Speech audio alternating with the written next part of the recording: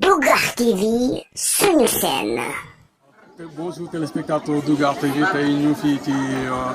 école franco-arabe de Dougar Aïcha di école Babil Huda maanaam buntu njub waaw képp ku fi ñëw rek macha allah balaa nga fiy génne njub ak xam-xam di ko fi jële di école boo xamante ne oustaz Lamine Ndong Al Amin moom moo fiy jàngale depuis presque 30 ans ñun man mii di wax ancien produit de l'école Babil Huda waaw ak ñoom Mass aussi ñoom ñoo fi jàng ak ñoom Amir aussi jaar nañ fi bëri na ñu fiy jàng quoi macha allah tey c'est normal que Dougar TV ñëw fii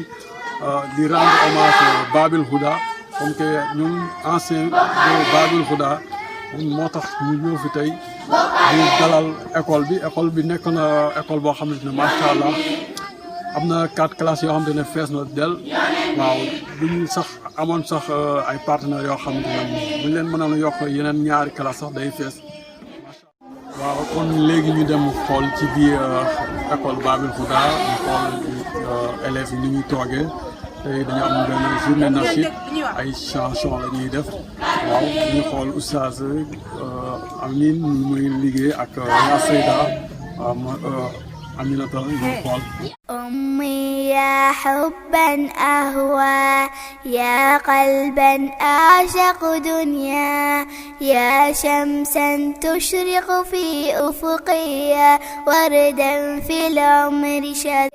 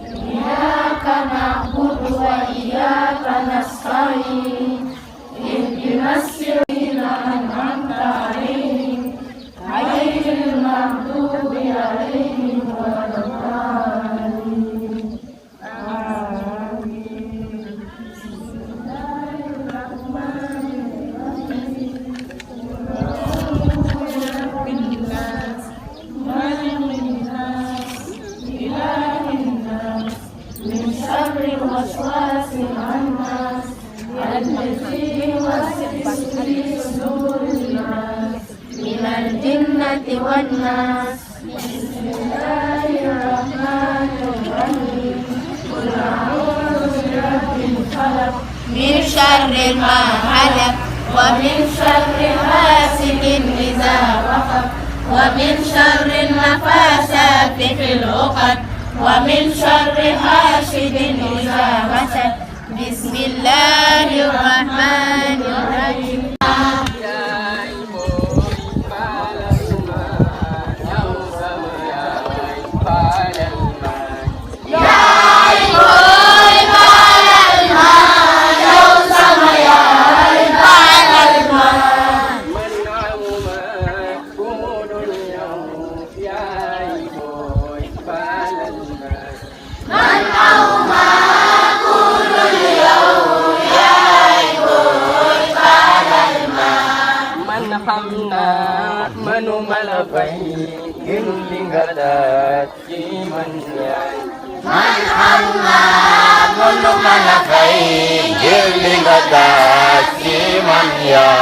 Amma juram nyentira bukan banyak hulai. Juram nyentira bukan banyak hulai. Hospital bed dispasabi sering senirumania. Hospital bed dispasabi sering senirumania. Dundal dundal yaw sama yaay dundal dundal yaw sama yaay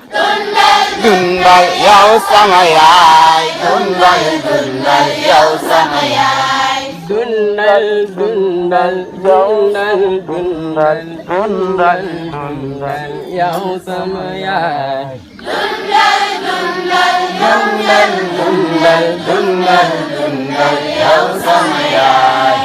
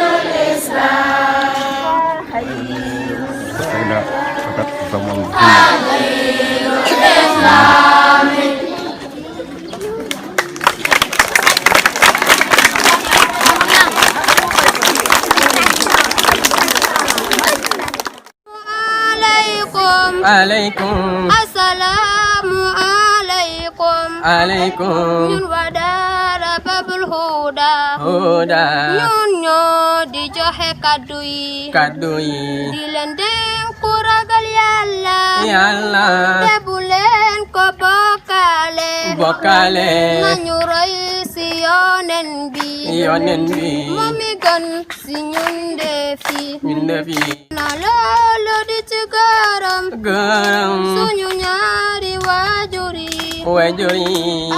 Gërëm Oustaz Ndong moom. Di gërëm Seda Ami. Amina. Di gërëm Seda Woli. wulima ñoom de jàng nañ seen dund yëpp dund yëpp ak bépp bànneex yëpp bànneex yëpp ngir joxe alxuraan alquran mi gën si ñun de fi min fi dina loolu di la ñaanal Allahu ya Allah Allah Allahu ya Allah Allah jàmm ji ba ñu ngi lay ñaan ñaan jàmm ji ba ñu ngi lay ñaan jàmm ji ba ñu ngi lay ñaan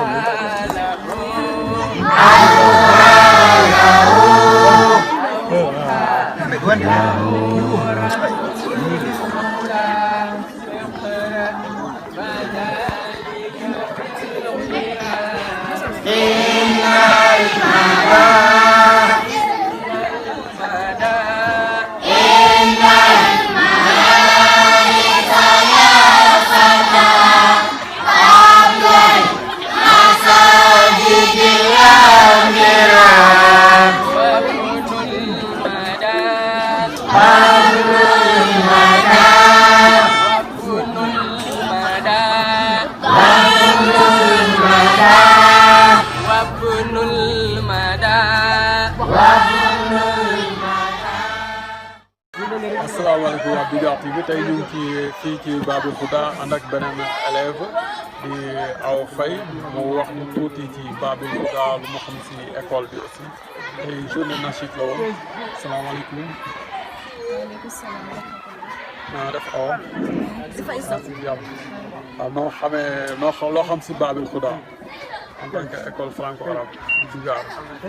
waaw soo ma laajee question boobu naa sawar pour tontu la ndax Babul Huda moom la ñu am moom la ñuy ndamoo si te yaakaar naa bu ñuy tuut tànk ba tey ñu ngi si Babul Huda di jàng ak oustaz ak suñu sayda yu baax yi di ñu xamal suñu diine suñu àllaaxira moo tax ba fu ñu jëm ñu naw ñu ñëpp ñuy naw ndax liggéeyam la ñu koy jaajëfal bu baax a baax moom oustaz Amine Ndong amuñu fayam yal na ko yàlla fay ak suñu seydaa yu baax la. waaw ñu lay gërëm di la sant Awa Faye di la wax aussi bonne continuation gis nañ sa taxawaay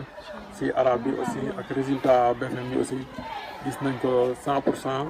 élève Babul Huda moom la ñu am ren. ak beneen élève di oustaz Karim oustaz bu ndaw la ci oustaz yu ndaw yi la bokk waaw oustaz Karim ñu naa def. maa ngi fi. naa si jàmm. sant yàlla bu baax. donc Babul Huda. nu ngi kaw bu baax kay. ñu ngi góorgóorlu bu baax. waaw oustaz bu ndaw lan nga xam si école Babul Huda. Babul Huda comme ni ko wuyoo na turam daal maanaam Babul Huda buñ bi ñëpp lañ fa xam jàng ak jàngale Al Amin moo ko jiite sunu oustaz Mouhamed Al Amin Ndong te man maay dofam Al Amin Ndong waaw yar daal ak teegin moo fa am macha allah. mbaa ren di jaxasoo leen ak mbas mi mbaa sonal leen ba yéen problème nga ciy am. waaw mbas mi bi ñu tàmbalee amoon nañ tuuti jafe-jafe ci wàllum ay matériel yu mel noonu ay ransukaay yooyu yëpp. waaw ñun élèves yi defoon nañ benn genre mobilisation ñu def ay cotisation ak yu ñoom seen ba nu am tuuti ci loo xam ne mën nañ koo indi ca daara ja waaw loolu lañ defoon daal waaye gisuñu woon ku nu jàppale waaye am nañ ñenn ñoo xam ne defoon nañ seen été def seen xaalis ak yenn matériel yi ba nu jàppale ñu ba nii sant yàlla waaw mbas mi moom daanaka daan nañ ko daal macha allah. looy wax bonne volonté yi ci buñ leen naroon jàppale lan lañ naroon jàppale. waaw comme niñ koy waxee rek lu mel ne daara ak ñoom seen wàllu diine daal gars yi farluñ ci loolu bu doon daara tubaab yi wala école tubaab yi gars yi dinañ ci def seen yitte jàppale leen diñ ca mën waaye bu di ay école arabe yu mel noonu kenn du ci gis yu mel noonu waaw moo tax nag ñu ngi leen di woo ngeen jàpp ci Babul Huda noo ko moom yéen a ko moom ngeen jàpp ci lu ngeen ci mën daal ngeen jàppaleenu lan wax waaw. waaw jërëjëf oustaz Karim. waaw jërë ngeen jëf jërë ngeen jëf. asalaamaaleykum waa Dougar TV tey ñu ngi fii ci Babul Huda ñu ànd ak El Hadj Ousmane di ancien élève Babul Huda ñu defal ñu tuuti ci témoignage si école bi lu mu xam si école bi ak lu mu xam si oustaz Lamine Ndong ak résultat élèves yi ren bi en tant que enseignant aussi ci dëkk bi la dëkk di ku ñu ràññee ci dëkk bi.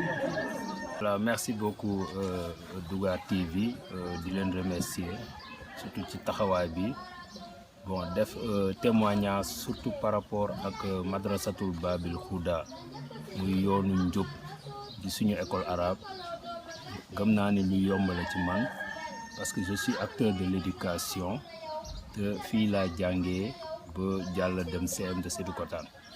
et c'est une école boo xam ne monument la ci Dougar. Et oustaz Lamine Ndong ñu koy gërëm di ko sant moom il est là depuis 1985 ba tey et beaucoup de générations jaar nañ ci ay loxoom ba tey jii ñu nekk ay cadres di ko féliciter surtout par rapport aux résultats cette année-ci c'est une école boo xam ne ci certificat muy shahadatu ibtidaïya def nañ fa 100%. et au BFM aussi ñu koy wax shahadatu ibtidaïya ñoom aussi def nañ fa 100%. donc loolu du lu yomb macha allah à toute l'équipe pédagogique bu école arabe bi ñu koy jàppale ak parents d'élèves yi ak élèves yi aussi di ko encourager en ce sens quoi. El Hadj Ousmane ñu ngi lay gërëm di la sant bu baax ci taxawaay bi xam naa ne amoo jot yaa ngi woon ci biir classe di def ay cours de vacances élèves CM Dougar. waaw tu as profité du temps récréation bi comme ça ñu jàppale ñu en tant que ancien élève de Babul Huda la ciy gërëm di la sant aussi di wax aussi sa kàddu bu mujj aussi. Voilà, merci beaucoup et mention spéciale aussi à Dougar TV parce que des fois ñu suivre ñu ngi gis ci ay intervention yu am solo. damay def lu dul encourager leen parce que tey jii la voix médiatique mën naa la ne moo yore àdduna si tey voilà je vous remercie et je vous félicite et je vous encourage aussi sur cette belle voix merci beaucoup. merci beaucoup. jigéen ñi tey di fàttali lenn ci suuf te gëmatuñ lu dul farate waratul yow mii du góor kon moytu leen yow yaay kiñ daan gas di suul la njëkk ci diinal ahmad rasul ngeen naan njëkkaloo dooma gàcceel ci duniyaa ji doo fi leen islaama ñëw yëkkat la yow fonk la yow tuddal la saar ngir aj la yow ba daal siw ci alxuraan loolu taxul nga fonk buur fàtte tamit badurul budul sol sa lu bon di seetu góor fu ngay mujjee mooy xustu neen kii téléspectateur Dougar TV tey ñu ngi fii ci Babil Huda tey fii la ñuy yenn waaw tey ñuy dalal oustaz Al Amine Ndong koo xamante ne moo yore daara ji fii ci Dougar di école franco arabe boo xamante ne nekk na école bu mag depuis presque 30 ans oustaz Al Amine mu ngi fi waaw di jàngale di joxe xam-xam di ko nuyu salaamaaleykum. waaleykum salaam wa rahmatullah wa barakaatu. ñu ngi lay nuyu bu baax di leen ziar yéen waa Dougar TV bi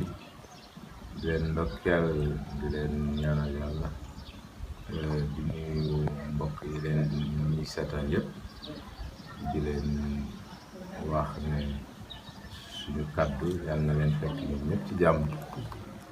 di ñaanal yàlla seen Dougar TV bi yàlla na yàlla jëmale ko ci kanam. Asalaamaaleykum wa rahmatullahi wa barakatuh. waaw oustaz Dougar TV foog ñu rendre la hommage parce que boo xoolee Dougar TV ñi fi nekk ancien élève Dougar TV ancien élève Babil Huda la te nekk na école boo xamante ni yow yaa ko fi njëkk dalal nekk école boo xamante ne ku ñu ràññee la école bu ñu ràññee parce que résultat 100% ren examen yi résultat 100% la ñu am année yi passé aussi waaw ñu lay wax aussi ak jafe-jafe yi nga am ci mbas mi te mbaa xawul te metti trop durant mbas bi aussi. waaw alhamdulilah lu jiitu loolu dañuy gën a santaat yàlla bu baax di julli ci Yonent bi sallallahu alayhi wa sallam di ñu wax ne école bi mën nañu wax fu mu tàmbale comme ni nga ko waxee nga ni depuis 30 ans waaye mën nañu wax ni ëppal na sax 30 ans ndax école bi ñu ngi ko ubbi le 2 janvier 1985 ci la école bi tàmbali ba tey yaakaar naa lu bari jaar na fi ñu bari judd nañ fi ñu bari barakallah jaar nañu ci wàllu daara ji macha allah ba tey bi comme ni nga ko waxee ba yéen ñi nga xam ne yàlla dogal na ngeen yor bi tey bokk ngeen ci ñi nga xamante ni ñooy njabootu daara ji fàttali nga ñu tamit li nga xamante ni maanaam mooy ñu tuddee ci examen yi at yi ca aju te nga ni xëy na 100% am nañ ko ren waaye at yi yëpp yàlla dogal na mën nañu wax ni 100% la ñuy am ci wàllu maanaam examen yi mën nañu wax ni daara ji alhamdulilah dañuy sant yàlla ba mu tàmbalee ba léegi ñu commencé di def examen ba tey tamit yàlla mi ñuy suturaal la nga xam ne bëgg nañ ko ci wàllu examen xale yi di ci jàll incha allah yàlla mi ñuy defal ndam kon dañuy wax alhamdulilah loo xam ne da nga tàmbali woon ci benn classe waaw muy lu tuuti yàlla dogal ba tey nga mën a am ay classe loolu dañuy sant yàlla bu baax a baax a baax waaye di ko sante it waa Dougar waaye di ko sante it njaboot gi nga xam ne ñu ñooy njabootu Dougar kon loolu dañuy wax alhamdulilah nga laaj ñu tamit ci jafe-jafe yi nga xam ne ni école bi am na ko daara neexul daara yombul ndax nit ki yaay demal sa bopp ci lépp kii demal sa bopp ci lépp nag du yomb kon boo amul ndimbal loo xam ni mën na jóge ca kaw kon bu boobaa xëy na sa dara du dina xaw a sooxe waaye dañoo alhamdulilahi rabbil alamin yàlla dogal nañu xëy na am na nit ñu boole nekk ay parents yoo xam ne jàmbaare lañ macha allah ñu ngi jéem a def effort xëy na ci wàllu daara ji waaye di def effort tamit ci wàllu njaboot gi kon li ñu mën a wax rek mooy toujours rek dañuy sant yàlla bu baax a baax a baax a baax a baax a baax laaj nga tamit ci wàllu mbas bi moom yaakaar naa ne adduna bi yëpp la jàpp kenn ku nekk yëg na ko kenn ku nekk sentir na ko waaye li ñu mën a wax rek mooy dañuy wax ne alhamdulilah ñu delluwaat santaat yàlla ndax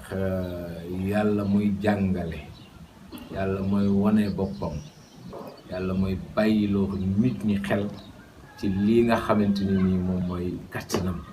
kon nag bu yàlla dogalee subhanahu wa taala lii di mbas mi laal ñëpp lu ci bare sooxe ba ñi nga xamante ni barakallah yàlla dogal na ñu nekkoon boromi koom-koom sax tey maanaam ñi ngi dellu siwaat ci maanaam jafe-jafe kon bu boobaa dañuy xam ne yàlla rek mooy kër yi yàlla rek mooy borom bi yàlla mooy ki nga xamante ni barakallah képp ku mu jàppale rek incha allah nga am ndam kon yàlla mi nga xamante ni moom la ñu ñaan mu jox ñu ndam jàppale ñu ba li nga xam ne mooy mbasu ren bi jafe-jafe yi ni mu taree mu mujj nekk lu yomb dañ koy delloo ci borom bi subhanahu wa taala ñaan yàlla na lépp yomb incha allah ndax dañ koy delloo ci aayam boobu muy wax rek ne fa inna ma al usri yusra waaw fa inna ma al usri yusra mooy lu jafe rek ci yomb la jëm incha allah yàlla na yàlla defal ñu noonu barakallah fiikum. waaw ñu xool ne gis ne aussi génération yi bëri jaar nañ ci école bi boo waxee 30 ans génération yi bëri jaar nañ est-ce que te fu ñu toll ni élèves yi ñu gis ci sànq ëpp na 4 classes te finalement ngeen 4 classes ngeen am est-ce que soxlawu leen aussi koo xam ne benn lu leen war a jàppale aussi pour jógee ci kaw comme ça ñu yokk classe yi parce que élèves yi ñu gis sànq fii plus de 200 personnes war nañu ut 6 classes en plus. waaw parce que xam nga comme ni ñu ko waxee sànq mbooloo mi nga gis fi sànq di ay élèves yàlla dogal ñu taamu école bi ngir ñëw maanaam yokk seen xam-xam wala sàkku fi xam-xam loolu wóor na leen ni bu gis ni mu toll xam nga ni ëpp nañu ñeenti classe te ñun ñeenti classe yàlla dogal na ñu ngi fi waaye ci suñu liggéey lii gars yi di wax ñuy tuddee multigrade noonu lañ koy fonctionner di ci jéem a maanaam liggéey di ko jéem ba xale yi nga xam ne nii par exemple ñu ngi ci école bi yàlla dimbale leen ñu ci mën a am ay résultats yu tegu soxla nañu ndimbal comme ni nga ko waxee bu baax a baax kuy soxla ndimbal rek ñun ngay jàppale parce que ñun wax dëgg yàlla lu toll ci mbooloo mi nga am nañu ñeenti classe te tey mu waroon a ëpp sax 6 classes li nga fi gis ni tey ëpp nañu 6 classes waaye yàlla dogal na tey ñu mën leen a fexe ba dugal leen ci ñeenti classe waa dëgg yàlla macha allah dañuy sant yàlla ci loolu te it du ne rek ñi nga xam ne ñooy jàng arab kese ñoo fi nekk ndax xale yoo xam ne ñu jógee français tey ñu ngi fi ñenn ñaa ngi ci CM ñenn ñaa ngi ci primaire yi ñenn ñaa ngi ca lycée ba bu ñu fa jógee ñoom ñëpp kenn ku ci nekk dana ñëw ngir jéem a sàkku si ci li nga xamante mooy wàllu xam-xam du yàlla suñu amoon de ay ndimbal loo xam ne nii fu mu mën a jóge nag moo xam ndimbalu Sénégal la moo xam ndimbalu bitim réew la moo xam borom doole yi la képp ku yàlla dimbale daal nga mën ñu téyele mën ñoo jàppale ba ñu yokkal ñu li nga xamante ni mooy suñu wàllu classe yi bu boobaa dañuy daal di jël ndax kenn ku nekk gis na ni xataay classe yi xat na waaye pexe amul pexe nag comme amul dañuy soox ci li nga xamante moom la ñu am ba keroog incha allah ay buntu di feeñ xëy naa jombal na yàlla subhanahu wa taala mën nañu defal lu kawe suñu njort incha allah li ñuy mébét yàlla mën nañu ci jàppale incha allah loolu tamit wax dëgg yàlla bu ñu ci mën a dimbale daal daañu jël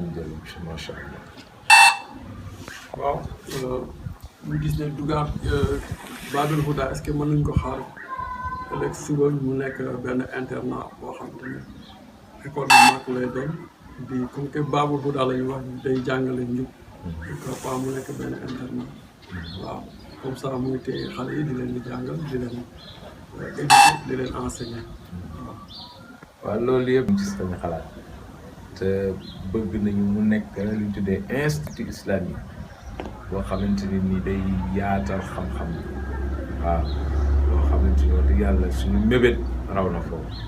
tey bu fekkoon ni yàlla dimbali ñu ba ñu am moyen tey école bi dana former ay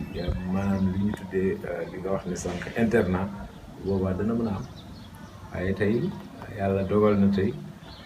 moyen boobu amul waaye mi ngi ci suñu xel waaw ba dem ba mu gën a kawe lool wax dëgg yàlla parce que tey xale yi di leen jàngal tamit lu am njëriñ la waaye xale yaa ngi ñibbi di dellu di ñëwaat tamit di jël si seeni cours tamit lu am njëriñ la su defee ñaar yëpp mën na nekk incha allah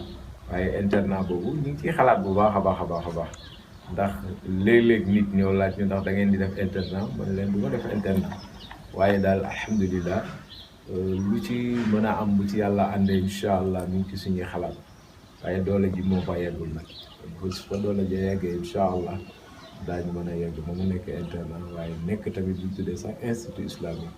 boo xam ne ñëpp a koy ràññee fii ci Sénégal incha allah loolu moom bëgg nañ ko bu soobee yàlla. waaw Oustaz Al Amine ñu ngi lay jaajëfal bu baax di la laaj aussi lan mooy sa secret parce que gis nañu élèves yi ñu bëri ni naka nga leen di canaliser ba parce que yar yombul quoi waaw plus de 200 élèves noo leen mën a yore waaw loolu mën nañu wax ni yaa ko gisal sa bopp donc am na loo xam ne yéen kenn du leen ko jàngal kenn du leen ko wax secret bi du dara may yàlla la rek soxna ak bëgg li nga yor waaw bëgg li nga yor ñun li ñu yor dañ ko gëm li ñu yor dañ ko bëgg am ci nag loo xamante ni nii maanaam musuñ ci dellu ginnaaw ba keroog muy agsi fii nee naa la par exemple sànq maa ngi fàttali xale yi naan leen ñun shi'aruna al azm wal hazm waaw ful la rek ak dogu moom mooy li nga xamante ni nii moom moo yeggale tey école bi fii te fu la googu it mooy secret wu école bi waaw dogu bi mooy lépp nag waaw moo tënk li nga xamante ni nii moom mooy secret école bi moom tool parce que amul mag amul ndaw xale yi fi nekk di xale yu ndaw yu tuuti sax ak mag ñi nga xam ne ñoom ñoo leen gën a mag ñoom ñëpp kenn ku ci nekk benn ngay doon ci sa morom ba tax na loolu secret école bi tey fu ñu yëkkati suñu kàddu ñëpp xam ni lii la ñu wax fu ñu noppee it dinañ xam ni it noppi nañu waaw ñuy sant la macha allah xale yi fi nekk bu baax di leen ñaanal yàlla nga xam ne ñoom ñoo gën a nekk ay mag tey waaye ñoom it ñu am taxawaay bu baax Seyda Amina mi ngi fi la jàngee mosu fi génn am na ci ñoo xam ne nii tey jàng nañ ci école bi ba tey yàlla dogal na ñu ngay jàngale yeneen i béréb yóbbu leen ci yeneen i béréb ñu ngi fay jàngale nekk ay jàngalekat yoo xam ne tey béréb ya ñu nekk it ñëpp ràññee leen ko te loolu dara warul ko lu dul taxawaayu école bi incha allah am na ñu fi nekk tamit nekk ay xale wax dëgg yàlla jël seen bopp dugal ci fulla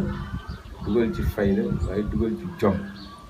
ba taxawu école bi ba mu taxaw parce que mën naa wax ni tey dama leen di ci ëpp dama leen di superviser bu ñu paree ma jàngal leen waaw ñoom ñu yor xale yi ci lépp nag te loolu dara waral ko lu dul taxawaay rek waaw lu dul taxawaay école daal yëf bi daal moom secret bi bariwul lu dul ne li ñu tuddee rek fulla fayda ak bëgg li nga waaw toujours loolu la ñuy taxawee incha allah te moom la ñu fas yéene tamit di ko taxawee ba ëllëg rek incha allah. waaw Oustaz ñu ngi lay jaajëfal bu baax di la laaj aussi sa kàddu mujj de façon ramassée looy ñaax jeunesse yi aussi jeunesse su Dougar aussi sa xalaat aussi loolu leen di motiver aussi comme ça lu ñu mën a jàpp ban message ngay lancé aussi. waaw li may lancé rek mooy taxaw li ma wax sànq ne adduna dara xëy sotti te it loo yàkkamti mu raw la parce que nit ki moom adduna dara jarul yàkkamti looy def danga koy def étape par étape parce que li la koy wan mooy njàng fa muy tàmbalee mooy da ngay tàmbalee sëy ci lu tuuti jëm kaw bañ ko yàkkamti ba keroog ngay dem fu sore par fekk da booba doo mën a jeexal sa njàng waaye di nga sori su ko defee nag loolu bu yàkkamti amoon foofu kon réussite du am li may ñaax jeunesse bi mooy ñu bëgg taxawu seen liggéey taxawu am jom am ngor am fayda ci li nga xam ne moom la ñu nekk tamit ñu tuddee benn am jikko boo xam ne jikko bu rafet la di roy ci yonent bi sallallahu alayhi wa sallam waaye yonent bi mooy suñu roy waaye ku ko roy nag doo rëccu waaw ñu bañ a yàkkamti dara gëm nag seen bopp parce que ndaw dafay gëm boppam waaye nag day am kilifa waaw ndaw day gëm boppam mais day am kilifa soo amee kilifa muy sa wéeruwaay incha allah doo daal parce que yow loolu mooy ñu dimbale ba tey ñu mën a agsi fii parce que gëm nañu suñu kilifa ñu ngi leen di ñaanal yàlla ndax ki ñu tuddee El Hadj Ousmane Diouf bokk na ci ñi nga xamante ni mooy suñu kilifa tey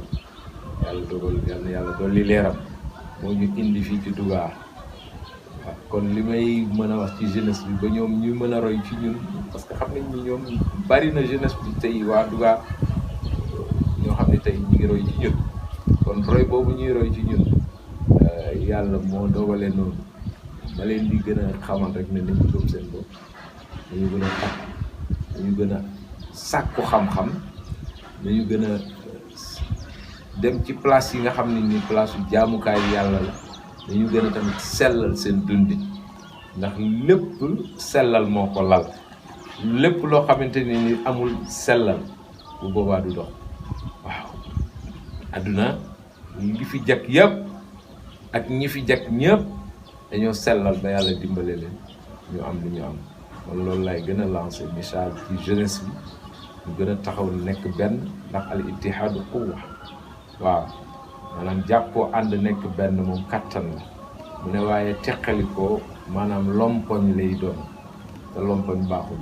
su ko defee nag loolu rek laay kii ma leen di gën a gërëm yéen ñi nga xam ni yéenay ndaw ñi ngeen bëgg li nga xam ne nii moom mooy Dougar ñëpp xam leen ñëpp gis leen ci li nga xam ne nii mooy li ñu tuddee wàllu média ngeen bëgg ñëpp feeñ ci ngeen bëgg ñëpp xam Dougar yéen it loolu volonté la kon macha allah ñu ngi leen ci ñaanal yàlla bu baax yàlla na yàlla jàppale leen ci yàlla dimbale leen ci ba ngeen dem nga yor seen ngeen yor seen télé ngeen dimbale leen tamit ngeen yor seeni organe de presse yàlla gën leen a motiver jàppale leen ba nga xamante ni du ngeen rëccu dara ci seen dund waaw loolu daal wax dëgg yàlla jeunesse bi ma leen di ñaanal yàlla bu baax mag ñi fi nekkoon tamit ñu ngi ñaan yàlla dolli seeni leer te nekkatu ñi fi des it yàlla na yàlla yàggal leen fi wax dëgg yàlla di ñaanal suñu kilifa tamit El Hadj Ousmane Diouf yàlla na yàlla gën a xëcc dolli leeram bopp yàlla na yàlla dolli leeram ndax lii lépp moom la baarakallah njabootam ngi fi des macha allah ñoom it yàlla na yàlla jàppale leen am na tamit suñu mbokk moo xam ne moom mooy yor bi ñu superviser ci lépp mooy Oustaz Khalifa Diouf moom it foog ñu ñaanal ko yàlla di nuyu suñu njaatige yëpp